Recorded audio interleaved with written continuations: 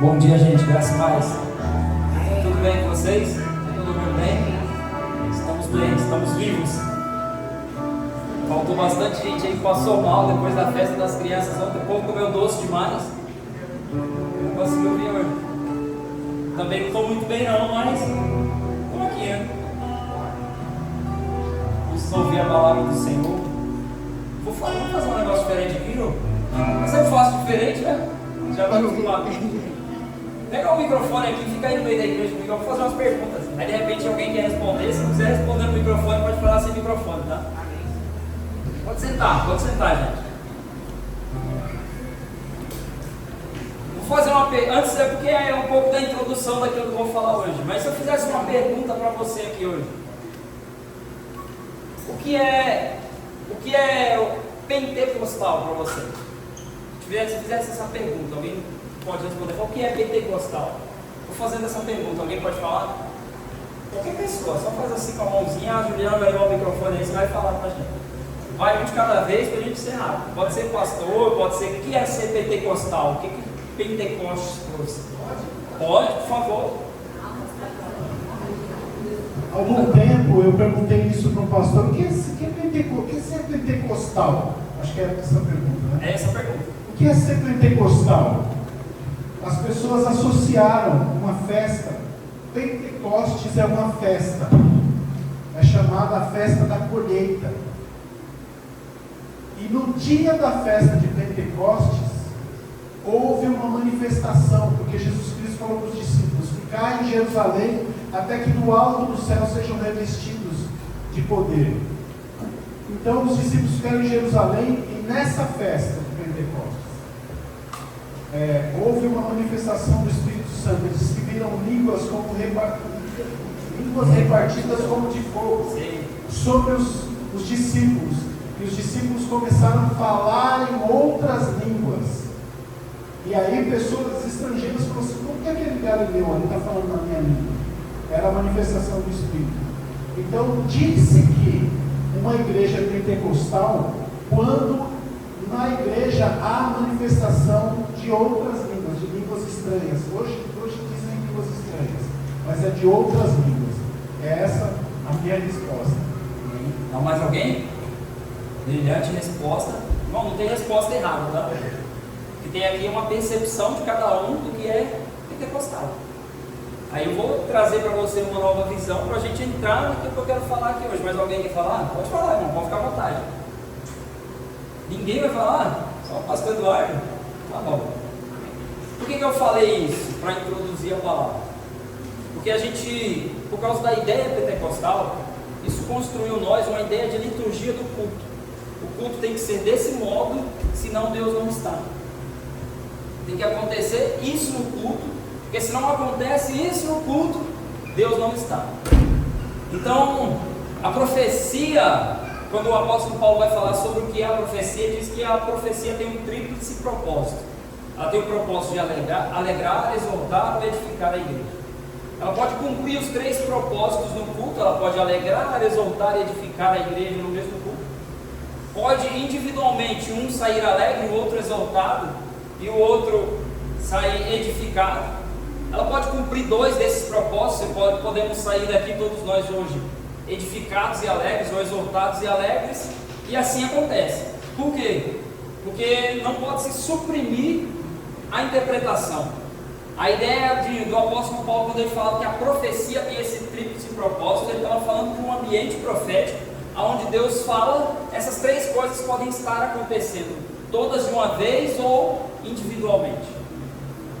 Por que eu perguntei do Pentecostes? Porque o pentecostalismo não só trouxe falar em línguas, não só trouxe a manifestação dos dons, ele não trouxe só isso. É claro que isso é extraordinário e necessário para a igreja, mas algumas contribuições do Pentecostes que não tem nada a ver. Houve uma manifestação do Espírito Santo no dia de Pentecostes, e essa manifestação aconteceu depois em outros momentos. Então, o que eu quero dizer para vocês aqui? Que o ser pentecostal é entender qual é a manifestação de Deus nesse momento. Tem dia que você vai vir para a igreja, irmão, você vai estar pentecostal, mas você não vai dizer uma palavra, você vai só chorar na presença de Deus. vai estar cheio do Espírito Santo, mas as situações vão te levar apenas a derramar lágrimas. Tem dias que você vai sorrir na presença de Deus, que você vai se alegrar. A cada culto, uma manifestação diferente do Espírito Santo.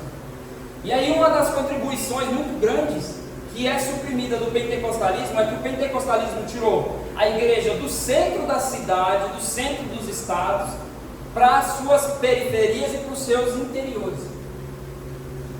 Qual que é o marco zero da cidade de São Paulo? Qual que é o marco zero da cidade de São Paulo? Praça da Sé, o que lá?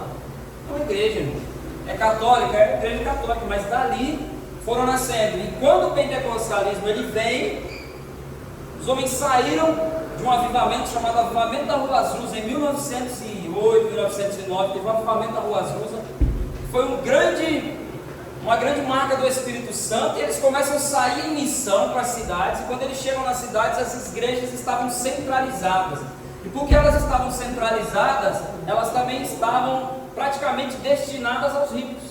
Os pobres não participavam mais dos cultos, os pobres não participavam da igreja. Então uma das contribuições grandes do pentecostalismo, da missão pentecostal, foi trazer de volta os pobres para dentro da igreja e trazer de volta um movimento de restauração de famílias. Então pentecostal, ser pentecostal, não é só falar em línguas, não é só a manifestação dos dons do Espírito Santo, mas tem que ter uma contribuição do caráter de restauração da família, do caráter de restauração da pregação do Evangelho, porque Jesus disse que um dos sinais de que o Espírito estava sobre ele é pregado o Evangelho aos pobres. Então isso muda um pouco da nossa visão do que é ser pentecostal.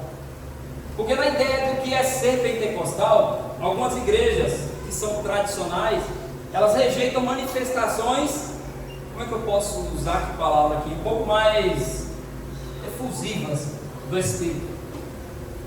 Eles não aceitam algumas manifestações, então eles ficaram numa linha tradicional. E algumas manifestações do Espírito não foram aceitas por eles. E os outros pentecostais saíram muito da interpretação da palavra, do entendimento do que é a palavra de Deus, porque eles não aceitaram, só querem que o culto seja feito do mesmo modo. Mas a palavra de Deus, ela nunca foi entregue a nós para transformar, para dar uma liturgia de culto. Ela não foi dada a nós para padronizar o nosso comportamento. Só é assim, só é de Deus se for assim.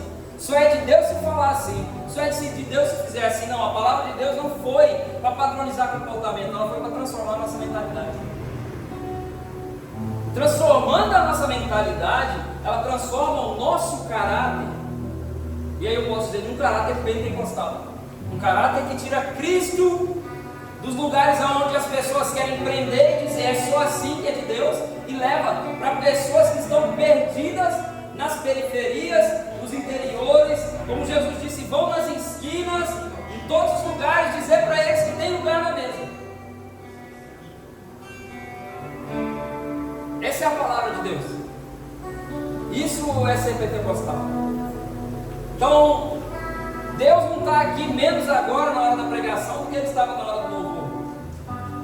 É só uma manifestação diferente do Espírito. É só a necessidade de um entendimento diferente de como eu devo me portar diante daquilo que Deus está fazendo.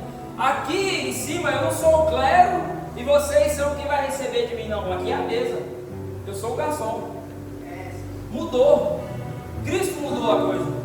Quem estava na plataforma antes era o maior. Aí Cristo disse, não, mas agora quem está na plataforma tem que ser o menor. Tem que servir a todos. Tem que estar pronto para entregar para todos algo que seja relevante. Então hoje,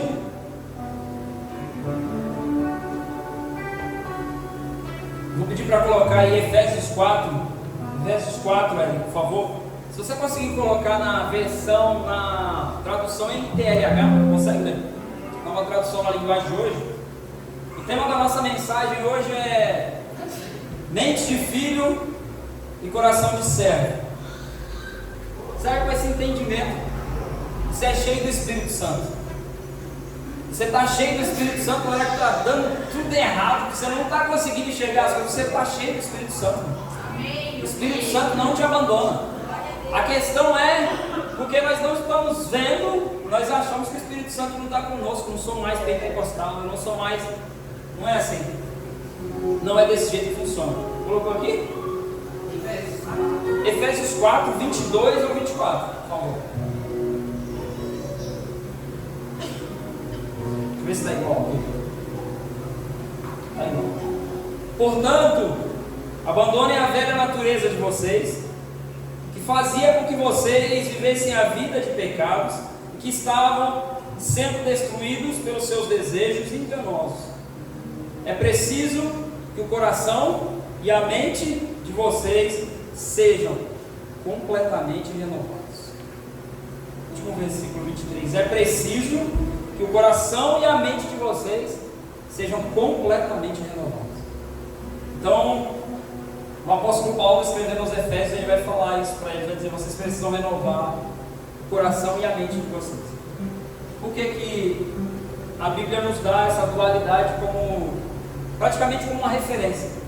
Se nós formos olhar para a palavra de Deus, nós vamos encontrar desde o início. O primeiro confronto bíblico foi de quem? Dois irmãos, Caim e Abel. E aí depois nós vamos ver Jacó e Esaú, dois irmãos brigando. Nós vamos ver Isaac e Ismael. Nós vamos ver depois, já não são irmãos, mas Davi e Saul. Nós vamos ver conflitos de duas personalidades diferentes. Uma que agradava a Deus e outra que desagradava a Deus. Porém, se nós olharmos para a vida desses homens, o único que nós não vamos encontrar nada para dizer ele desagradou a Deus é Abel, porque o relato é muito pequeno. Mas o próprio Jacó desagradou a Deus, assim como Esaú desagradou a Deus. Mas Deus escolheu Jacó e não escolheu Esaú. Ismael desagradou a Deus. Depois Isaac também vai ter atitudes que desagradam a Deus, mentindo, falando coisas que desagradavam a Deus. Davi agradou a Deus, mas em um determinado momento ele também desagradou a Deus. Saul foi rejeitado porque desagradou a Deus. E a gente olha e fala assim: peraí, gente, como é que é esse negócio? É uma dualidade. O que a Bíblia estava querendo nos ensinar? O que Deus estava querendo nos ensinar? Porque a Bíblia ela é sempre pedagógica, irmão. Ela nunca é litúrgica. Ela é sempre pedagógica. A Bíblia ela sempre vai ter um ensino para nós. O que ele estava querendo ensinar? Que se esses homens tivessem encontrado unidade para conviver entre si, eles seriam indestrutíveis, seriam potências. Imagina, chegou Abel e Caim diante de Deus para oferecer um sacrifício. Deus aceitou o sacrifício de Abel e Abel, mas não aceitou Caim e deu o seu sacrifício. Qual seria a atitude correta de Abel? O meu irmão sabe como agradar a Deus. Então ele vai aprender com o irmão, e isso gera unidade. Do mesmo modo, Davi vai chegar dentro do palácio de Saul, depois de ter derrotado um gigante, vai trazer grandes vitórias para Israel. O que Saul faz? Vai perseguir Davi, ele não consegue ter unidade com Davi. Esaú era o filho primogênito, mas a Bíblia vai dizer assim que ele se casou com mulheres só para desagradar os pais. E depois vai perseguir o irmão Jacó por causa de uma coisa que ele mesmo abriu mão. As pessoas dizem assim: Jacó enganou Esaú. Não enganou, meu irmão. Vamos ler a Bíblia. Jacó enganou Isaac. Esaú se vendeu a Jacó por um prato de lentilha. Jacó não enganou Esaú. Ele não enganou o irmão. Ele enganou o pai. Então o irmão odiava porque ele enganou o pai. Mas se você olhar nas entrelinhas, tudo aquilo ali já estava desenhado por Deus. Ele já tinha vendido direito à bênção para Jacó. Mas aí eu queria que você olhasse para essa dualidade dentro de você agora, de forma subjetiva. Quem eu sou? Quem está vencendo a guerra dentro de mim? Caim ou Abel? Jacó ou Esaú que vive dentro de mim? O Saul ou Davi que está aqui dentro? Quem é que está mais forte? Quem está vencendo subjetivamente na carne e o espírito? Essa dualidade que tem dentro de nós. Quem está vencendo? Quem está vencendo é a minha mente ou é o meu coração? Queria que você pensasse desse modo. Aí eu vou para outro lugar agora. Pode colocar, eu não vou ler porque é grande o texto. Mas eu acho que todo mundo conhece a parábola do filho pródigo, né? Lucas capítulo 15, do 11 ao 32, vai contar a parábola do filho pródigo. Mas penso eu que foi suprimida a interpretação do texto quando a gente coloca Lucas 15 como a parábola do filho pródigo, porque ela não cita só um filho, ela cita 2 filhos. Naquela parábola, na seção de Lucas 15, tem 3 parábolas: da ovelha perdida, da dracma perdida, e depois a parábola do filho pródigo não cita só um filho, cita 2 filhos. Pode deixar aqui, aí quando eu for mudando o versículo eu vou te falando. Então tinha 2 filhos. Primeiro, o filho mais novo. O filho mais novo é aquele que foi diante do pai e falou: pai, me dá minha parte que me cabe na herança. Eu vou embora. Foi embora, gastou tudo, rapidamente andou para longe do pai, gastou tudo que tinha, e aí depois ele vai cair em si. Então o filho mais novo é aquele que nós vamos usar aqui na nossa ideia como aquele que tinha a mente de filho. Ele tinha a sua identidade de filho consolidada. Ele sabia que se ele chegasse e falasse: pai, eu quero isso, o pai lhe daria, porque era dele por direito. A mente dele de filho não tinha nenhum problema de pensar, de raciocinar e de alcançar aquilo que era seu por direito. Então ele vai diante do pai e ele recebe o que era dele. O filho mais novo tinha a mente formada, mas não tinha o coração de servo. Por sua arrogância soberba, sofreu grande prejuízo para cair em si. Coloca no versículo 17 ou 19, por favor. Eu acho que vai estar dizendo assim: eu não sou mais digno de ser chamado teu filho, recebe-me como teu servo. É isso aí? É isso aí.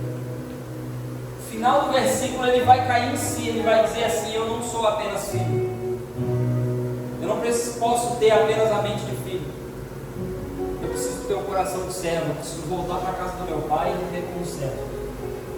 E ele vai voltar para a casa do pai. Os seus sentimentos em relação ao pai estavam corretos, vamos dizer. Ele viu o pai como provedor, então ele estava pensando corretamente. Não os sentimentos, perdão, os seus pensamentos em relação ao pai estavam corretos. Ele viu o pai como provedor. Quem é que vê Deus como provedor? Jeová Jireh, irmão. Nós cantamos hoje: Jeová Jireh é o Deus provedor. Tem igrejas cheias de pessoas que veem o pai como provedor. Não está errado. Não está errado. Ele viu o pai como provedor e ele desfrutou daquela provisão, mas no seu coração não viu o pai como amigo. Por isso que ele quis a provisão, mas não quis a presença. Ele quis o que o pai tinha, mas não quis quem o pai era. Ele tinha a mente consolidada, mas não o coração. Ele queria as suas necessidades supridas e as suas vontades cumpridas, mas não era submisso para aprender o que precisava.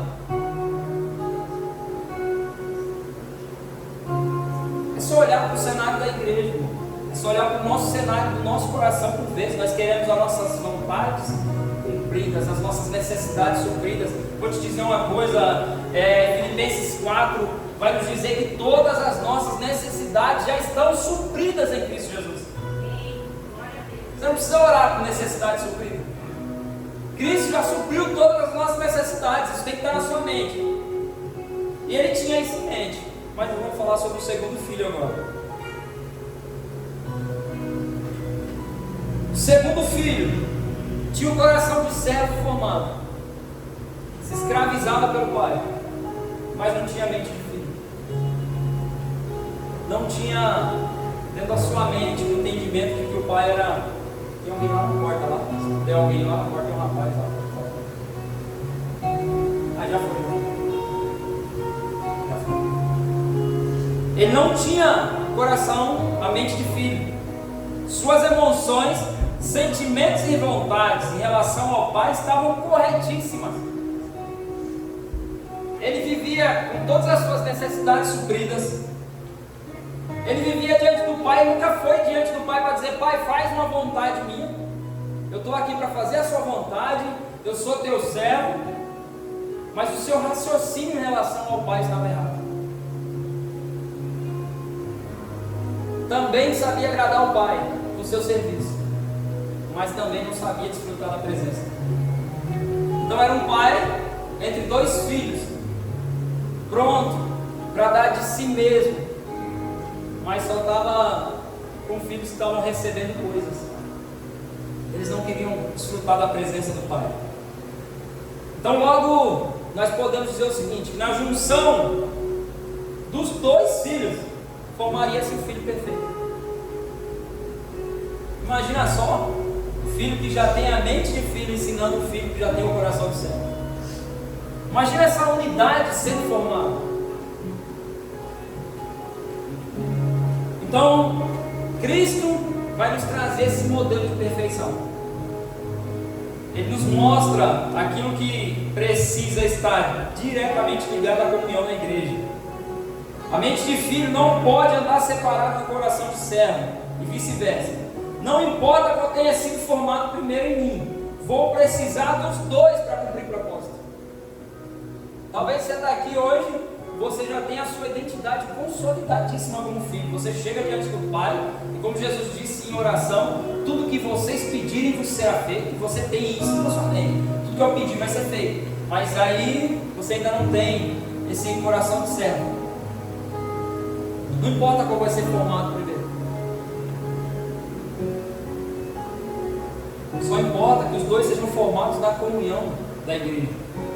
Só importa que os dois sejam formados no ensinamento da palavra, no entendimento da palavra. Tem muita gente que deixou a igreja porque serviu demais, irmão. Serviu demais, fez tudo. Tudo que podia fazer, serviu a Deus com seus dons, com tudo que podia, com tudo que tinha. Mas depois não permaneceu, porque não tinha a mente do filho. Então 1 Coríntios 2,16 vai dizer assim: nós porém temos ou pensamos como Cristo, temos a mente de Cristo. Várias traduções vão ser diferentes. Então a mente de Cristo, a mente de filho, é para formar a nossa identidade no entendimento da paternidade de Deus, que trabalha muito além do que pedimos, pensamos ou imaginamos. A gente ainda vai diante de Deus para pedir pelas nossas necessidades e vontades, porque não entendemos que Ele pode fazer mais do que nós pedimos, pensamos ou imaginamos.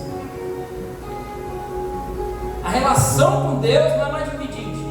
Ele já sabe o que nós precisamos. O que Ele quer nos dar é mais do que nós pedimos, pensamos ou imaginamos. Pede e dá-se-vos-á. Ele está dizendo para nós. Essa relação que inicia com uma relação de quem pede, depois ela tem que evoluir para uma relação de quem já sabe o que é seu. Já a gente sai da relação com Deus. Sabe por quê, irmão? Sabe qual que é a pior relação que a gente pode ter com Deus? É a relação de uso. É como se a gente fosse diante de Deus para usá-lo, e aí de vez em quando a gente vai lá e ora: Deus me usa.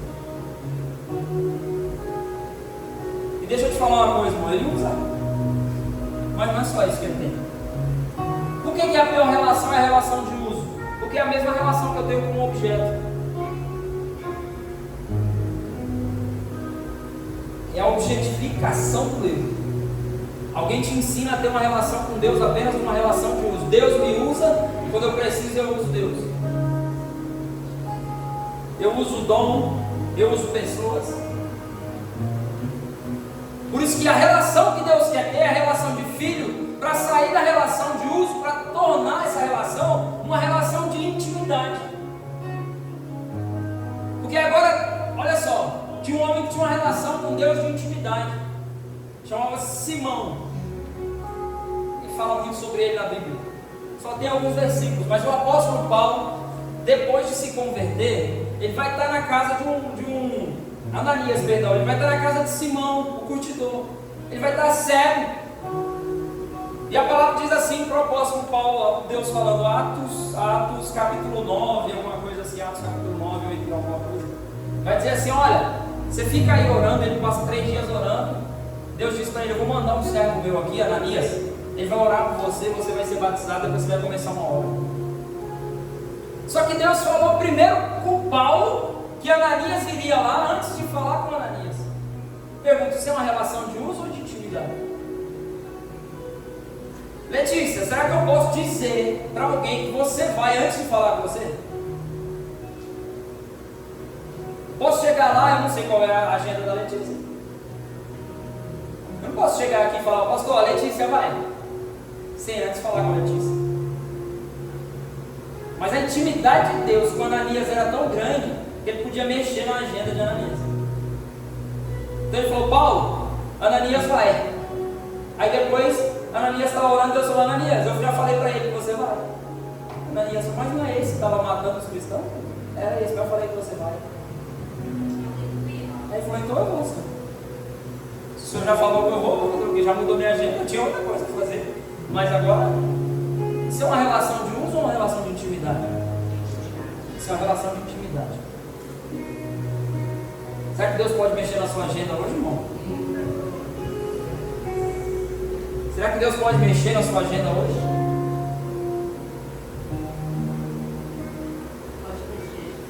Pode mexer, Jesus? Hoje é assim, irmão, bem calminho, tá? No ensino. Eu não sei se você vai ver isso como uma exortação, se você vai sair daqui alegre, se você vai sair daqui edificado, alguma coisa tem que sair. Alguma coisa tem que acontecer. Eu sei que tem que acontecer porque o Espírito Santo está aqui. Amém. Então a relação de intimidade, Deus mexeu na agenda do cara. Esses dois filhos estavam convivendo com o pai dentro de casa, mas uma relação objetiva. Tratavam tudo que era de Deus e Deus como objeto. Queriam ser tratados como tal. Deus não tem problema nenhum com isso. A questão é que Ele não quer objetos para enfeitar o seu palácio lá. Ele quer filhos para desfrutar da sua mesa. Quando chegar lá no céu, as ruas já vão ser de ouro, muros de cristal, pedras preciosas para todo lado. Você não vai para o céu para colocar uma coroa na cabeça e enfeitar um palácio. Não. Você vai lá para desfrutar da presença do Pai. Tem uma mesa preparada para nós e o próprio Cristo nos servirá essa mesa. Essa é a ideia. É o lugar mais íntimo com quem você pode estar com alguém. A mesa. É esse lugar que está preparado para nós. Muitos vão chegar lá e vão ter feito muito, vão ter usado muito do poder de Deus. Ele vai dizer, eu não vos conheço. Porque a relação foi de uso durante todo o tempo em que eles conviveram com o Senhor nessa terra. Eles usaram o poder de Deus. E se pensaram, Deus está me usando, eu estou usando o poder, está acontecendo um milagre, Deus está comigo, Ele está me esperando. Estava esperando mesmo. Então, nesses dois filhos, nós precisamos sair daqui hoje, entendendo dentro do nosso coração, a consolidação do entendimento da paternidade de Deus para a intimidade. E depois do serviço, que é a provisão. Porque não é só a provisão de Deus para você, o seu serviço é a provisão de Deus para outro. A igreja na cidade é a provisão de Deus para o lugar. A igreja no lugar é a provisão de Deus para aquele lugar. Vou continuar. Então nós precisamos ter a mente de filho com o coração humilde de servo, porque nos faz querer desfrutar daquilo que o Pai fez, mas também participar daquilo que Ele está fazendo, não apenas desfrutar. Então, além dessa necessidade e vontades pessoais minhas, Deus tem um propósito para mim. Deus tem um propósito para você. Por isso que nessa relação de ir diante de Deus, não é para ir simplesmente para orar. E aí eu vou botar agora, vamos falar até que heresia, tá gravando? Fala aí. Quando você ora a Deus, você ora para Deus te ouvir ou para você ouvir Deus?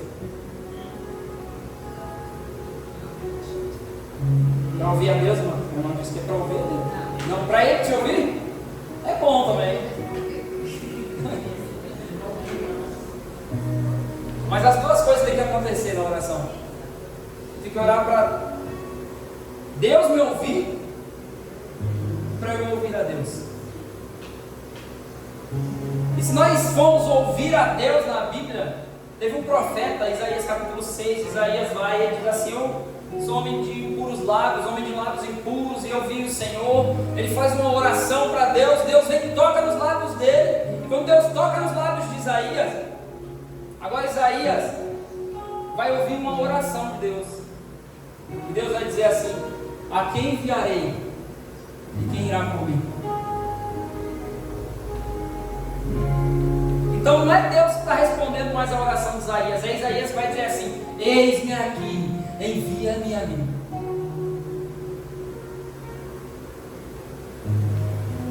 Não é mais Deus respondendo a necessidade de Isaías, é Isaías respondendo a necessidade de Deus. Não é mais Deus suprindo a necessidade de Isaías, é Deus colocando Isaías como provisão para suprir a necessidade de um povo de lábios impuros, um povo impuro diante de Deus. Então ele purifica Isaías, leva ele. Não, peraí, me tira daqui, Senhor. Você me purificou, agora me leva, não. Não, agora que você está puro, agora você vai purificar outros. Agora que você está buscando santidade, você vai ensinar como buscar santidade para outros. Agora que você está buscando a minha palavra, você vai ensinar a minha palavra a outros. O apóstolo Paulo vai nos trazer essa mesma ideia. Agora eu não vou lembrar qual é a carta, mas ele diz assim: como virão se não há quem pregue? Como pregar se ninguém se dispõe aí? Como crerão naquele de quem nada ouviram?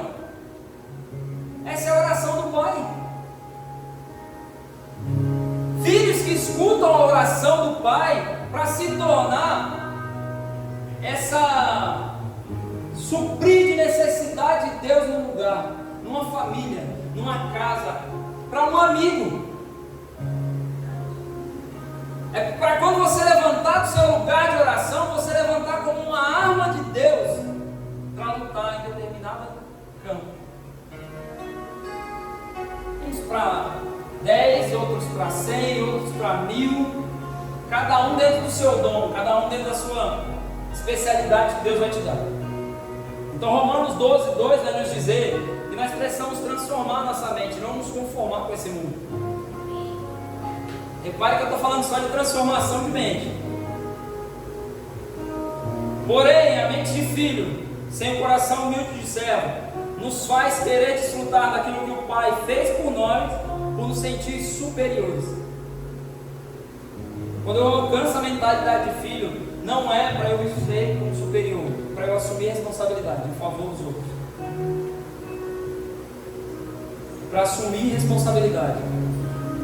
Eu falei sobre nós termos a mente de Cristo, agora eu vou falar sobre o coração de Jesus. E Jesus falou: vinde a mim, vós que estáis cansados, sobrecarregados. Mas nessa parte ele diz assim: aprendei de mim. Sou manso e humilde de coração. Agora ele estava falando assim: aprendei sobre mim. Tem uma diferença, né, irmão? Você consegue entender a diferença de aprender sobre mim e aprender de mim? Você pode aprender sobre ele comigo. Eu sei algumas coisas sobre ele, não sei tudo não. Mas tem coisas que aprender de mim, que ele vai falar só para você na intimidade. Você vai aprender diretamente com ele. Não é algo que alguém te disse. É uma fé que nasceu dentro de você, que não faz sentido para ninguém, mas foi ele que te disse. Foi ele que gerou dentro de você. Foi ele que construiu dentro de você, porque você não aprendeu sobre ele, você aprendeu dele. Você entrou no seu quarto, fechou a portinha e falou com ele, e ele falou ao seu coração. Você ouviu a oração do Pai. Um coração que luta pelos seus direitos adquiridos. É um coração que não luta pelos seus direitos adquiridos, pois confia que todos eles estão assegurados pelo Pai. Coração de servo, ele não está mais indo diante de Deus para lutar porque ele se sentiu injustiçado, porque ele se sentiu magoado. Não. Esquece. Diante de Deus não tem vitimismo. E eu vou usar essa palavra, que a Bíblia também usa, mas Deus odeia vitimismo. Enquanto a gente procura culpados, Deus procura responsáveis. Ao invés de ir diante de Deus, buscando entregar para Ele: eu sou a vítima disso, ele diz: Deus, como que eu assumo a responsabilidade de transformar isso? Qual que é a minha responsabilidade nisso?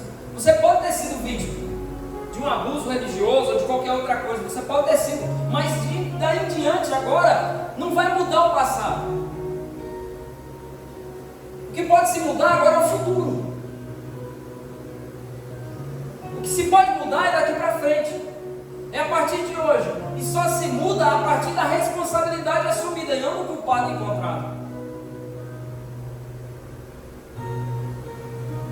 Encontrar o culpado não muda o passado, mas assumir a responsabilidade sim. Por isso, quando a gente vai diante de Deus com o coração de servo, a gente vai para entender qual é a responsabilidade, Senhor, que eu tenho que assumir para tal mudança, para que algo aconteça. O coração humilde se submete às ordens do Pai, ele muda a agenda. É uma dificuldade, irmãos.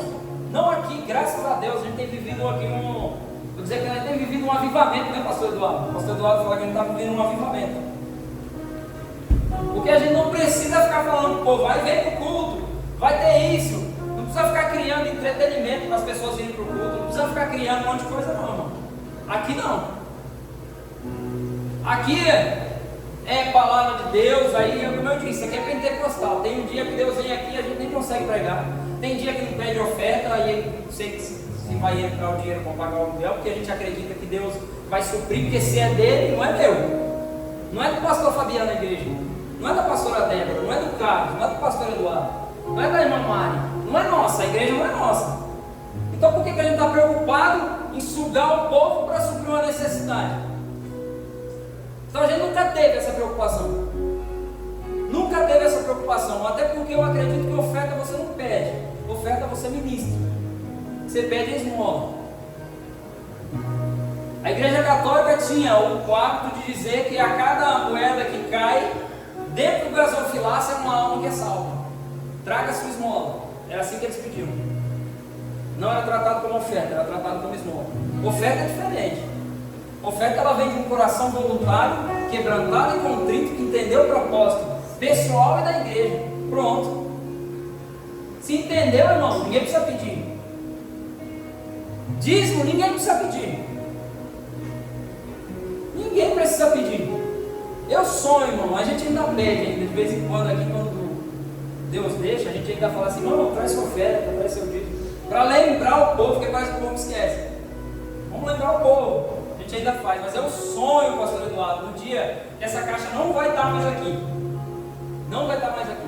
Vai estar só aquele QR Codezinho lá atrás, a caixinha vai estar lá atrás, e a gente não vai mais falar sobre oferta. A gente não vai mais falar sobre dinheiro. As pessoas vão estar com a mente tão consolidada, com o coração tão consolidado no serviço ao Senhor, que está sendo feito dentro da igreja, que ninguém precisa pedir. Nós vamos conseguir, vamos fazer. Nós vamos conseguir. Nós já pagamos um preço por não pedir oferta, vamos continuar pagando preço. Então, a mente de filho e o coração de servo, eles têm que estar equilibrados. Você precisa ser mais racional do que sentimental. Por quê? O pastor Paulo Borges Júnior diz que toda desordem em nossas vidas se dá quando os nossos sentimentos dominam sobre os nossos pensamentos, ao invés dos nossos pensamentos dominarem sobre os nossos sentimentos. Nós passamos a viver mais uma vida sentimental do que racional. O problema é que nós achamos que a fé não é mais raciocínio lógico. Nós achamos que a fé é simplesmente intuição. Que a fé se baseia naquilo que eu estou sentindo e não naquilo que eu sei. E quando você não está sentindo nada, o que você faz? Nada? Então tá bom, irmão. Quando você acordar de manhã e não estiver sentindo vontade de trabalhar, não vai. Vamos ver o que seu patrão vai falar.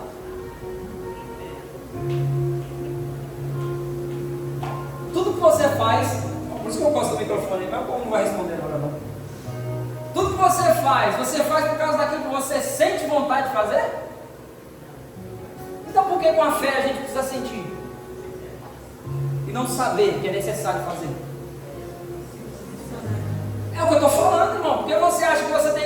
sentir de dar uma oferta para o irmão, eu vou dar. Você não vai sentir não, irmão. Conversa com o irmão ali atrás e pergunta para ele: irmão, como que está? Está passando alguma necessidade? Se você souber que o irmão está passando alguma necessidade, não precisa sentir não. Faz dentro da sua... E eu não estou falando da igreja não, estou falando do irmão. Porque a igreja somos nós. E eu já vi irmão passando necessidade da igreja e falar para as pessoas e ninguém atendeu o cara. Mas ser fiel no dízimo. Pior, não faz isso, irmão. Se você encontrar um irmão lá fora precisando, olha o que eu estou falando aqui, está gravado. Se você encontrar um irmão que você conhece precisando, que você tiver com o seu dízimo para trazer para a igreja, antes de chegar no culto, supre o teu irmão, não traz o dízimo para cá, para nós. Porque Deus vai nos suprir. É assim que eu creio. Eu não sei como você quer. Aqui nós trabalhamos da seguinte maneira: se alguém chegar ali na porta, pedir um alimento, eu ligo para o pastor: pastor, estou indo no mercado fazer uma compra para mim. A nossa prioridade número um, é que ninguém passe necessidade. Você pode até passar vontade, irmão. Quero que você passe muita vontade. Muita vontade. Você não possa fazer tudo que você quer, isso é evangelho. Mas necessidade eu não quero que você faça. Porque as nossas necessidades estão supridas em Cristo Jesus. Então, ao bater na porta de uma igreja, como que alguém pode sair sem a sua necessidade suprida? Sem julgamento. Simplesmente supre a necessidade e deixa Deus fazer. Isso não é ensino meu não, é ensino de Cristo. Jesus falou: se alguém chegar diante de vocês, você pregar o evangelho a ele, você o despedir com fome, com frio, o que você adiantou? Vou contar um testemunho para vocês. A gente fazia um evangelismo na rua, numa praça aqui, na Praça da Árvore, quem conhece, na quadra. A gente fez ali muitos anos. E aí nós chegamos ali um dia, a gente ia toda sexta-feira, tinha uma associação que distribuía sopa ao lado da praça. E algumas pessoas vinham da associação com a sopa, sentavam para comer e nos ouviam pregar o evangelho. Nós chegamos lá um dia, tinha uma senhora com 4 crianças, e eles estavam com os potinhos vazios. E eu ia começar a pregar. E o Carlos é diferente, tem que ser, ia para apanhar depois. Aí eu falei assim: mas vocês não conseguiram pegar a sopa hoje? Aí ela falou: não deu tempo, eu vim com as crianças, eu venho de longe a pé e não deu tempo de pegar a sopa. Aí eu falei assim: então peraí, irmão, o culto não vai começar ainda não. Estava eu e o André, vamos ali comprar comida primeiro. Vamos ali comprar comida, aí quando eu voltar, que eles estiverem comendo, a gente come. Aí, você tem os religiosos, né, irmão? Irmão, Carlos, você vai parar o culto, vai comprar comida. Eu falei: então prega para ela e manda ela embora com fome você. Que eu não. Prega para essas crianças que é o Deus, é o Jeová Jireh, que supre a necessidade, fala para eles. Só que não dá comida quando eles irem embora e dormir com fome hoje. Porque o que eles iam comer era só a sopa. Se você quiser, irmão, vai. O culto é seu. A praça é livre, não tem nem tempo. Pode pregar o que você quiser, mas eu não. Então nós fomos lá, o povo ficou aguardando. Tinha um povo sentado, se quiser ir embora, pode ir embora, não tem problema. Mas nós vamos primeiro comprar comida. Quando a gente trouxer comida, quem está com fome, aí depois a gente prega. Porque é assim que eu creio que a igreja tem que ser. Esse serviço tem que estar dentro da igreja. Não pode faltar alimento no banco de alimentos da igreja. Mas também não pode faltar no seu coração o coração de suprir o irmão se você souber da necessidade. Porque a igreja somos nós. Ponto. Então pensamentos e sentimentos têm que estar equilibrados. A mente de filho quer apenas desfrutar do que o pai proporcionou. O coração de servo quer participar da aquisição. Duas coisas têm que andar juntas. Não quero só desfrutar do que Deus já proporcionou para nós. Eu não quero só desfrutar daquilo que Ele tem. Isso é muito raso. Não tem profundidade nisso. Se você for em 20 igrejas, vão dizer para você: você é filho, você tem direito, coloca Deus contra a parede, você deu o teu dízimo, você trouxe a sua oferta nesse altar, vai acontecer quando... Vai. Vai acontecer, tudo vai acontecer. Eu não duvido. A questão é, o que isso vai fazer com você? Só um filho que desfruta ou um servo que proporciona? Deus não quer só filhos que desfrutam daquilo que Ele tem. Ele quer servos que proporcionam aquilo que Ele tem para outros. Qual que era a tônica do evangelho pentecostal no seu início? Na sua grande maioria, as igrejas eram tomadas por mulheres que vinham para a igreja orar, interceder, para ver os seus filhos e seus maridos se convertendo. Foi muito isso a igreja. As igrejas ainda hoje, em porcentagem, são mais cheias de mulheres do que de homens. Mas os ensinos são tão deturpados que já não se importa mais em restaurar a família, só apenas em ter prosperidade. E tem gente que vai para o inferno cheio de dinheiro, sem ter restaurado a sua família, sem ter lutado para ver os seus filhos na presença de Deus, sem ter lutado por um casamento melhor. Cada um sabe o seu limite, cada um entende até onde pode ir numa luta. Mas a primeira tônica, a primeira ideia da luta do Evangelho é lutar por pessoas, é lutar pela conversão das pessoas, é lutar pela conversão desse bairro, é ver pessoas se rendendo a Cristo. Nada faz o meu coração mais alegre na igreja do que ver pessoas se rendendo a Cristo ainda hoje. Depois de quase 18, 19 anos de conversão, nada me alegra mais do que isso. Os dois em equilíbrio e concordância. A mente de filho desfruta daquilo que o pai tem e de sua presença, enquanto o coração de servo participa daquilo que o pai faz, enquanto também desfruta da sua presença. Fazer não pode ser um peso, mas o desfrutar também não pode ser o alvo. As duas coisas têm que andar juntas. Você desfruta da presença do pai. Deixa eu te perguntar aqui, quando você quer uma coisa bem feita, você chama um filho ou você chama um profissional? Você chama um profissional. Mas quando você quer relacionamento, você chama um filho.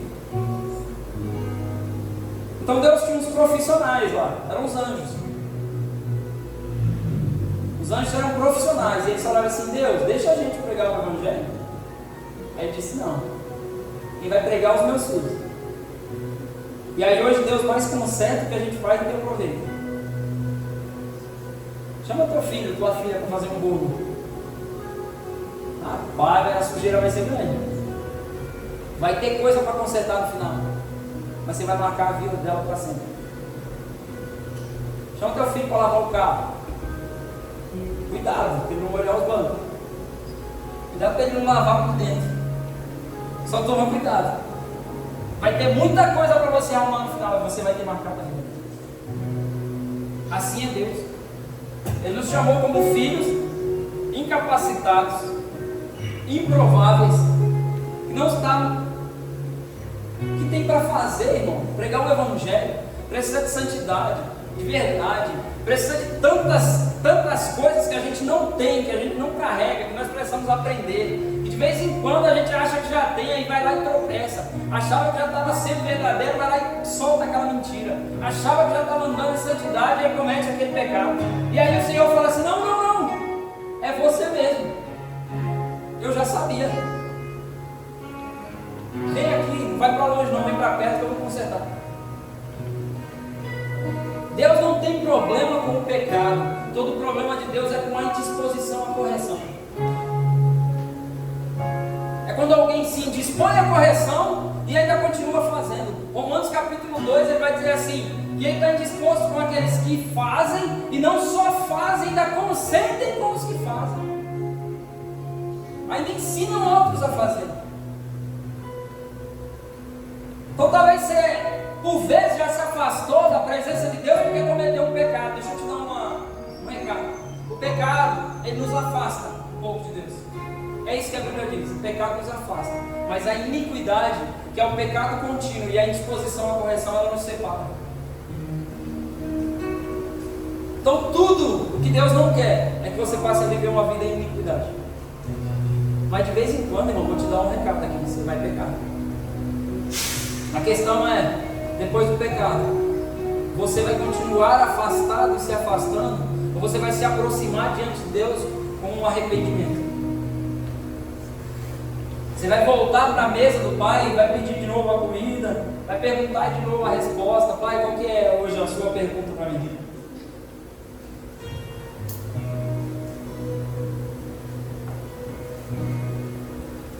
A mente de filho desfruta e o coração de servo faz. Isso gera respeito ao tempo, ao entendimento necessários para qualquer processo pelo qual estejamos passando. Porque ter a mente de filho e o coração de servo nos gera entendimento do processo pelo qual estamos passando. Vou falar para vocês. Porque a mente de filho filtra aquilo que recebi para não me sentir humilhado. É na mente. Eu preciso raciocinar. Quem disse? Por que disse? Como disse?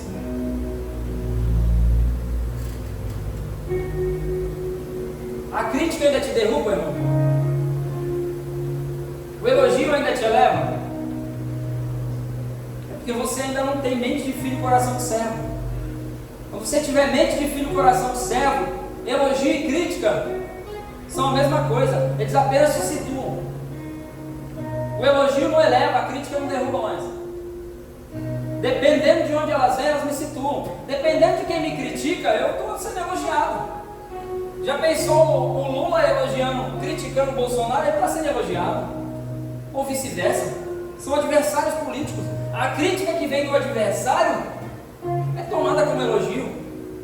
Por quê? Porque eu estou fazendo algo tão contrário ao que o inimigo está fazendo, que ele está me criticando. Agora imagina receber o elogio do inimigo. Vai te elevar? Você se alinhou tanto ao coração do inimigo que você agora está sendo elogiado por ele. Vai te elevar? É todo elogio. Então raciocínio. É lógico.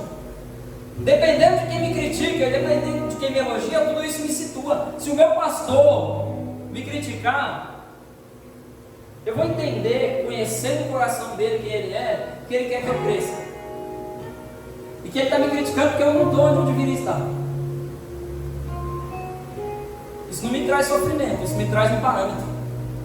Qual responsabilidade eu preciso assumir daqui em diante para chegar onde eu deveria estar? Porque quem me criticou me ama. Agora alguém me elogiou e me ama, me entregou um elogio, isso me situou. Eu estou bem, eu estou indo bem. Mas eu não posso pensar que esse é o lugar máximo onde eu posso chegar. Elogio e crítica já não me derrubam mais. Eles apenas me situam. Consegue conceber isso no seu coração, irmão, a partir da palavra de Deus? Isso gera respeito ao tempo e entendimento necessários para qualquer processo que você está passando. Muitos estão perdidos porque receberam palavra de alinhamento como humilhação, apenas no coração, mas não na mente, no raciocínio.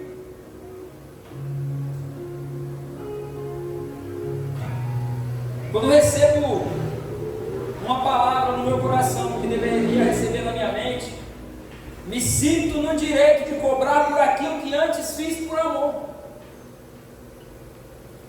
O coração de servo, ele faz por amor.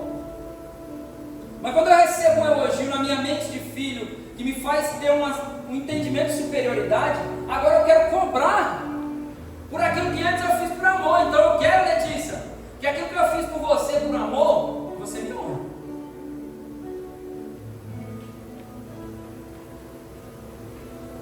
Tem que me honrar, né? Porque, afinal de contas, eu sou filho. filho, a minha mente está consolidada e eu te ajudei quando você não tinha mente de filho.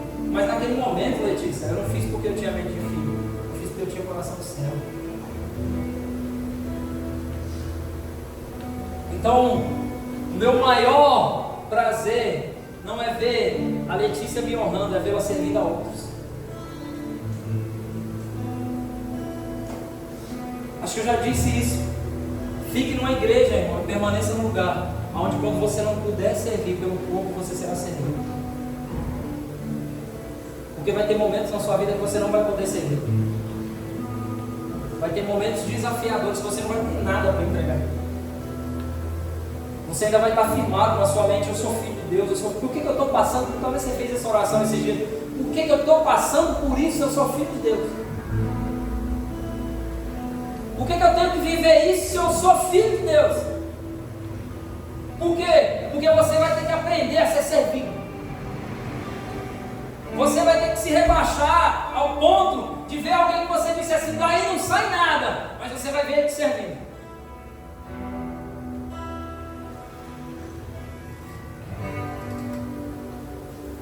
Essa é a humilhação que nós temos que passar. É humilhar o nosso coração até nos tornar inofensivos à próxima geração. Porque a cultura de que eu passei, você tem que passar, ela tem que morrer. Essa é uma cultura militar. Eu sofri, eu passei, o outro que chegar na próxima temporada vai ter que sofrer. Não, eu sofri, eu passei, o outro que chegar na próxima temporada não vai sofrer e não vai passar pelas mesmas coisas que eu passei. Esse não é só o sentimento que você tem que carregar em relação aos seus filhos, é o sentimento que você tem que carregar em relação à igreja e aos seus irmãos.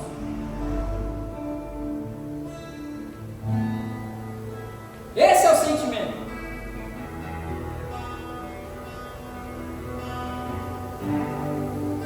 Guarda o teu coração, porque dele procedem todas as saídas da vida. Provérbios 4, 23. A mente guarda o coração de receber de forma errada palavras e atitudes duras que o Pai permite para nos alinhar ao seu propósito. Meu irmão, talvez você tomou umas lapadas da vida por aí. Foi difícil? Foi. Você está aqui. Você está de pé, para a glória de Deus. Ele tem um propósito na sua vida. Guarda o teu coração, porque dele procedem todas as saídas da vida, tudo aquilo que sai, tudo aquilo que você entrega, tudo aquilo que são saídas, tudo aquilo que vão ser entregas suas, elas vão sair do seu coração. Tem muita gente no modo de defesa. Bom dia para quem? A pessoa responde.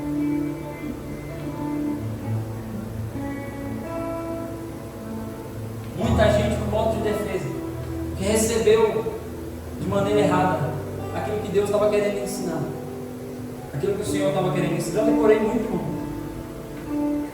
Uma hora, eu vou acabar. Certinho, João? 3 minutos. Glória a Deus. Fica de pé, irmão.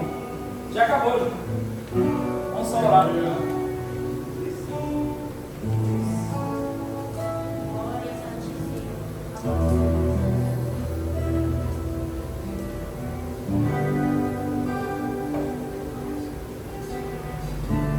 A verdadeira liderança espiritual é aquela que tira as pessoas de onde elas estão e as coloca onde Deus quer que elas estejam.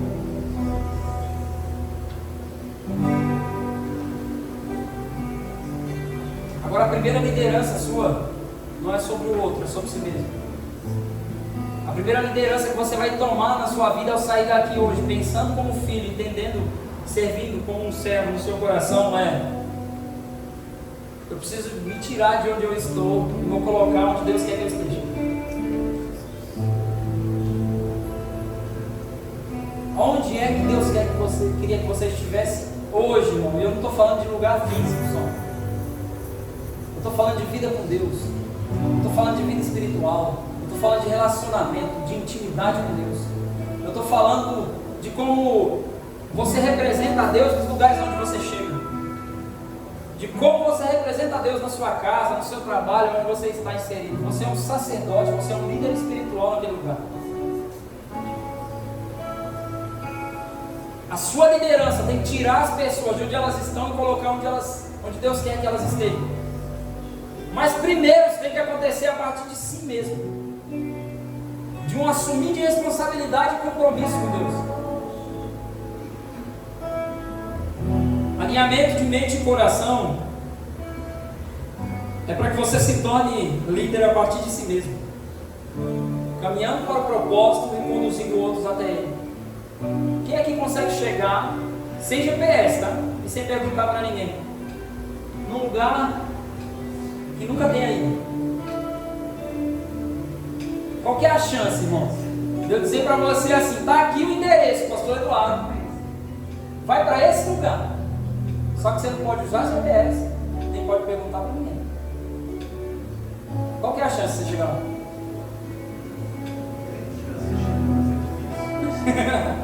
Tem chance, né? Pois é. Sabe por que Deus te fez andar por esse caminho? Para suprir a dificuldade de outros. Você é o GPS de outros. Você só vai saber ensinar as pessoas a chegarem quando você já trilhou. O caminho do propósito é duro, é difícil. Nós viemos primeiro para apanhar, primeiro para o outro não apanhar, é isso. É simples assim. Me bater, mas eu não vou bater em ninguém, irmão. Me maltrataram, mas eu não vou maltratar ninguém. Eu sofri para aprender, comigo vão aprender sem sofrer. Cada um tem as suas lições no seu tempo para aprender. As lições que eu aprendi, eles vão aprender sem sofrer. Vou ter outros que no sofrimento eu vou estar junto. Tem lições que as pessoas só vão aprender sofrendo. É assim a vida. Qual que é o nosso papel nesse momento? Ei, irmão, está sofrendo? Eis-me aqui. Você tem um ombro para chorar? Você tem uma palavra que eu vou te entregar. Você vai ter que aprender. O que eu já passei, eu posso te ensinar. O que eu não passei, nós vamos aprender juntos. Tudo que você passou, irmão, apontava para o propósito. Quando você encontrar alguém passando pela mesma coisa, senta com ele e fala assim: olha, eu já passei por isso. Nós, para encerrar, a Ana estava grávida, né? Estava próximo de ter o bebê, o Benício, aquele pequenininho que está ali, o André estava aqui comigo. E começa aquele negócio, no final da gravidez, a mulher já sabe, né? Onde vai? Não vai, vai lá, não vai. E aí fomos para o hospital. Mas estava muito antes ainda, ela faltava muito por algum tempo, a gente ficou preocupado. Fomos para o hospital, aí o médico examina aqui, espera, não, aguarda. Aí sentamos numa sala para aguardar, entra um casal chorando. Bem jovens, não tinha nem 20 anos, acabaram de casar. E a gente sentado lá e tal, para repetir o exame do coração, para ver se o bebê está bem, não sei o quê. Bora, vamos repetir o exame. E a menina chorando, aí eu falei: fala com ela. E elas começaram a conversar. E aquela menina falou: perdi meu bebê. Era nosso sonho, nós queríamos muito. E aí a gente começou a conversar com ela, e ela falou assim para ela: eu perdi 2 antes de ter o meu primeiro. E os médicos, o diagnóstico médico era: você nunca mais vai ter um bebê. Você nunca mais vai ter um bebê. Nós perdemos um com 2 meses e outro com 4 meses e meio, já na metade da gravidez. Já é bem mais complicado. Nós perdemos 2. E o diagnóstico médico é: você não vai mais ter filho. E aquela menina estava ali sentada, não tinha feito nem o processo de diretagem para tirar a criança, chorando. Acabou aquela conversa, nós fizemos o exame, o médico falou: tá tudo bem, pode ir embora. Aí eu olhei para ela e falei assim: só tinha que vir aqui só para falar com essa menina, não precisava tudo esse rebuliço, não, era só Deus ter falado, mudei a agenda, vai lá. Às vezes Deus tem que fazer algumas coisas na nossa vida para mudar a nossa agenda, a gente só precisa perceber o lugar onde quem está precisando daquilo que eu já passei. Você está passando por algo para lá na frente, alguém vai precisar ouvir essa palavra. Esses dias a menina mandou mensagem para a gente. Já tem, ele está com 9 meses, já tem 1 ano. Foi antes dele nascer, acho que tem 11 meses agora. Ela está grávida de novo. Ela mandou muito alegre para contar para nós: olha, aquela palavra me deu esperança de que Deus ia fazer. Nós vivemos um milagre. Aquela menina viveu um milagre. Você pode viver um milagre. É verdade. Nem sei porque eu estou contando isso aqui. Nem tá, já acabou já, ó. Zero, ó. Tem mais só as páginas para escrever.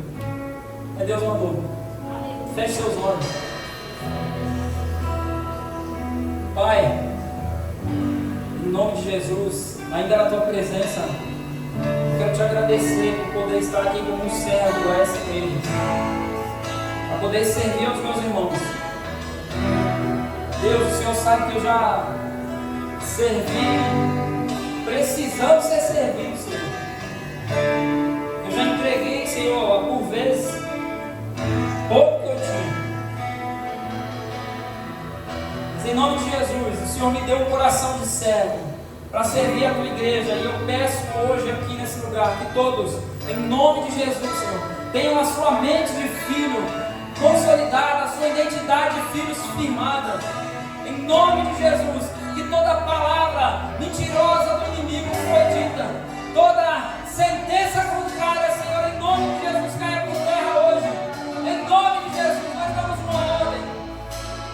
Mentes firmadas de filhos, em nome de Jesus. Mas ainda assim, Senhor, forma uma igreja de servos, uma igreja sensível à dor do irmão, sensível, Senhor, aleluia, à necessidade do outro, sensível, Senhor, à necessidade do irmão, em nome de Jesus, Senhor. Nós não queremos ser seres superiores, em nome de Jesus. Não queremos estar, Senhor, como quem está trancado numa redoma, não, em nome de Jesus. Corações de servo, mente de filho, Senhor, eu declaro aqui hoje, em nome de Jesus, o Espírito Santo de Deus.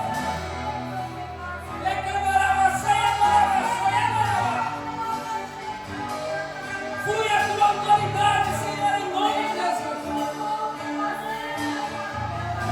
Que nós estejamos firmados em Ti, nos processos que vamos passar daqui em diante. Processos que nós vamos passar por esses dias, Senhor. Aleluia. As críticas que nós vamos receber não nos derrubem. Os elogios que nós vamos receber não nos elevem. Nós estamos firmados em Ti. O Senhor é o fiel na balança. Louvado seja o Teu santo nome. Engrandecido seja o Teu santo nome, na beleza da Sua santidade, Senhor. Em nome de Jesus. Em nome de Jesus. Oh, Senhor. Louvado seja o Teu santo nome.